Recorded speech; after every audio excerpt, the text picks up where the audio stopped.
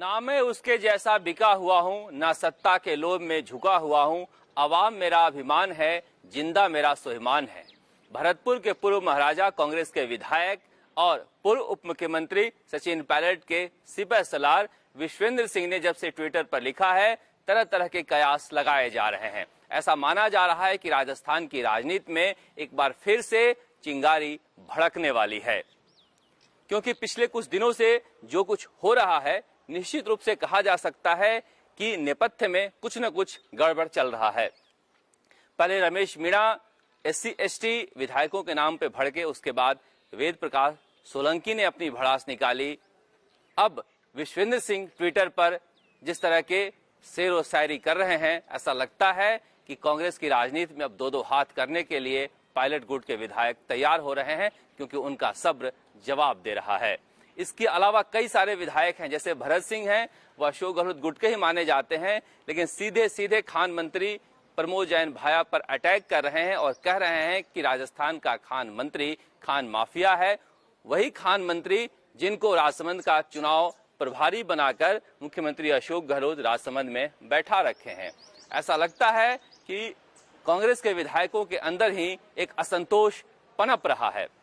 इसके बाद संयम लोढ़ा, जो कभी इस घर कभी उस घर, कभी इधर कभी उधर दिखते हैं, जब मन का हो जाता है तो खुश रहते हैं, जब मन का ना होता है तो नाराज होते हैं, वो भी अपना अलग ही मोर्चा खोले हुए हैं। अब उन्होंने लिखा है कि जिस तरह से चतुर खिलाड़ी रणनीतिकार मुख्यमंत्री अशोक गहलोत ने उपचुनाव में उतारा है, और जिस तरह से वसुंधरा राजे का नाम लिए बिना उन्होंने लिखा है कि बीजेपी की एक मदारन जो कोप भवन में बैठी है, वो भी अपना खेल दिखा रही है, और अगस्त क्रांति 2020 की तरह हम जंग फतह करेंगे।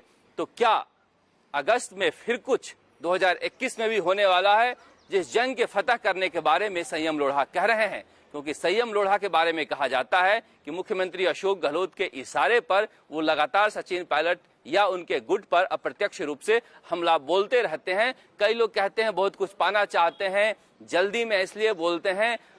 हाँ, ये जरूर है कि वो अशोक गहलोत के नजदीक दिखने के चक्कर में सचिन पायलट के गुट पर इस तरह के हमले करते रहते हैं, लेकिन जिस तरह से पहली बार गहलोत गुट की तरफ से यह आया है सामने कि अगस्त क्रांति 2020 की तरह जंग फतेह होगी, इसका मतलब कि अंदर खाने कोई लड़ाई चल रही है, और यह लड़ाई राजस्थान में होने वाले उपचुनाव के बाद सामने आने वाली है। इसीलिए मुख्यमंत्री अशोक गहलोत चाह रहे हैं कि देश भर में इस तरह से एक संदेश जाए कि जहां हर तरफ कांग्रेस हार रही है, देखिए राजस्थान उपचुनाव में हम जिताकर लाए हैं, और सचिन पायलट के बिना भी हम जिताकर ला सकते हैं। यही वजह है कि अलग कमान के कहने पर सचिन पायलट को वो बुलाकर लेकर चले तो गए थे नॉमिनेशन के बाद, उसके बाद सचिन पायलट से वो संपर्क नहीं कर रहे हैं। उनको लगता है कि सचिन पायलट के समर्थकों में जिस तरह से नाराजगी है, इतनी आसानी से उसे दूर करना संभव नहीं है। तभी सहाड़ा में, सुजानगढ़ में, राजसमंद में जिस तरह से खेल खेला जा रहा है, ऐसा खेल कभी राजस्थान के चुनाव में देखा नहीं गया कि प्रत्याशियों को संपर्क किया जाए, पैसे का आरोप लगे, दबाव डालने का आरोप लगे, नजरबंद कर दिया जाए, जाति को लेकर इस तरह से खुलेआम किलेबंदी हो। अब जिस तरह से कहा जा रहा है कि सहाड़ा में कांग्रेस पूरी तरह से कोशिश कर रही है कि जाट बनाम गैर जातियां हो जाए। अगर जाटों के खिलाफ सहाड़ा में बाकी जातियों को जिस तरह से स्ट्रेटजी बनाई जा रही है कि राजपूत हो, SC/ST हो, बाकी के OBC हो, ब्राह्मण हो, उनको एकजुट कर लिया जाए और जाटों के खिलाफ एक माहौल बना दिया जाए, तो वहां पर कांग्रेस आसानी से जीत सकती है। लेकिन यही फॉर्मूला अगर सुजानगढ़ में कांग्रेस पर भारी पड़ गया तो नुकसान हो सकता है, क्योंकि कहा जा रहा है कि सुजानगढ़ में राष्ट्रीय लोकतांत्रिक पार्टी के हनुमान बेनीवाल का उम्मीदवार जो है अच्छा खासा वोट लेकर जा सकता है, वो रेस में है, और अगर हनुमान बेनीवाल मेहनत करें तो वहां पर सबसे ज्यादा उनकी जीत की पॉसिबिलिटी है। इसी तरह से जिस तरह से आरोप राजसमंद में लग रहे हैं कि राजसमंद में भी मुख्यमंत्री अशोक गहलोत ने अपने सारे घोड़े खोल दिए हैं, किसी भी तरह से वो राजसमंद भी जीतना चाहते हैं, चाहे येन केन प्राकेण हो। इसलिए कहा जा रहा है कि बड़े बड़े जो मंत्री हैं, बड़े बड़े थैलियां लेकर घूम रहे हैं, ऐसा आरोप बीजेपी लगा रही है। हर जाति से, हर सरपंच से, गांव के जो बूढ़े बुजुर्ग हैं, युवा हैं, हर किसी से संपर्क किया जा रहा है और साम दाम दंड भेद के आधार पर किसी भी तरह से वोट पाने की कोशिश की जा रही है। दूसरी तरफ बीजेपी का घर बिखरा हुआ है। जैसा कि कह रहे हैं संयम लोढ़ा कि कोप भवन में बैठे हुए बीजेपी की एक बड़ी नेत्री जो हैं, उनका प्रकोप बीजेपी को भुगतना पड़ेगा।